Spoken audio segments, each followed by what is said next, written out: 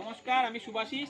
আজকে এসেছি আমরা দক্ষিণ চব্বিশ পরগনা গোছায়ন স্টেশন থেকে 10 কিলোমিটার ভেতরে একটি প্রত্যন্ত গ্রামে।